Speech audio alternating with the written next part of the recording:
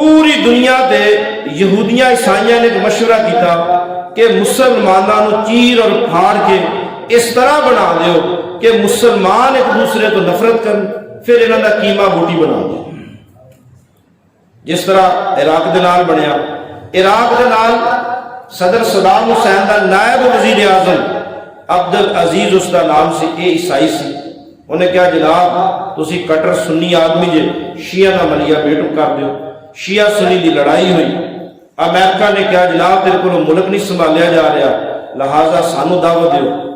صدر صدام آخری دم تک لڑتا رہا کہ میں جنگ خود لڑاں گا، میں سارا عراق وار نو دیکھ کے آیا، عراق دی تباہی بربادی اور ذلت نو دیکھ کے آیا۔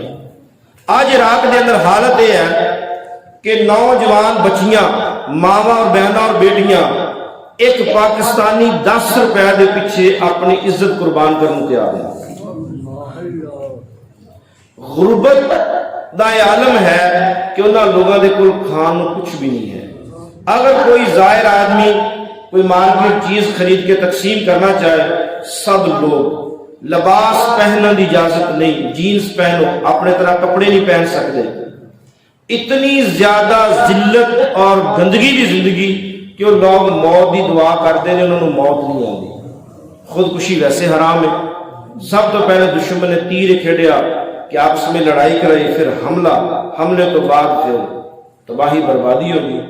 اسی طرح ہی مسلمانوں کے نام برصغیر پاک و ہند اندر ہویا۔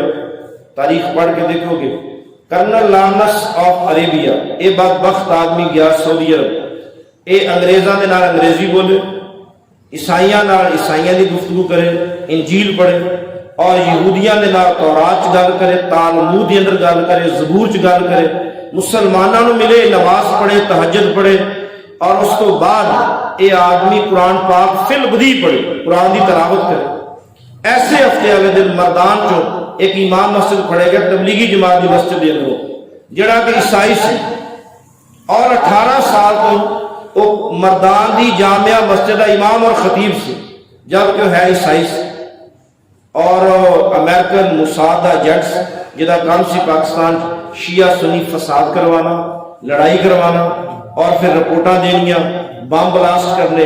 امام مسجد 18 سال تو تنخواہ بھی نہیں لے رہا، لوگاں نو خود پیسے دے رہا۔ وہ تے ایجنسی نو شک پیا، جس وقت گرفتار ہوا پتہ لگا بھی بندہ عیسائی ہے، مسلمان بھی نہیں، انہوں قرآن بھی آؤں گا، حدیث بھی آؤں ہے، ترجمہ بھی آؤں گا، تفسیر بھی آؤں ہے۔ 18 سال تو درس قرآن دے رہا۔ اسی طرح ہویا کہ 1857 تو بعد جس وقت بات شروع ہوئی، انہیں آ کے پہلے سلطنت عثمانیہ سے پوری دنیا تے پوری روح زمین دے اوپر کم و بیش دنیا دے ایک بڑے حصے دے اندر تمام لوگ اس چیز تے متفق سن کہ خدا تو بعد سب تو بڑی شان ہے محمد عربی صلی اللہ علیہ وسلم۔ حضور جیسا، حضور دی اولاد جیسا، حضور دے اصحاب جیسا، حضور دی امت جیسا کائنات دے اندر کوئی بھی نہیں ہے۔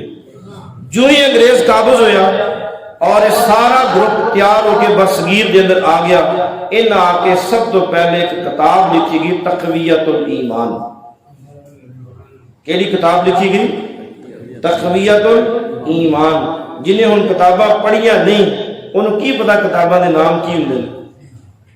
اس کتاب نے مسلمانوں کو پھاڑ کے تباہ و برباد کر دیا۔ ایک کتاب ہے بس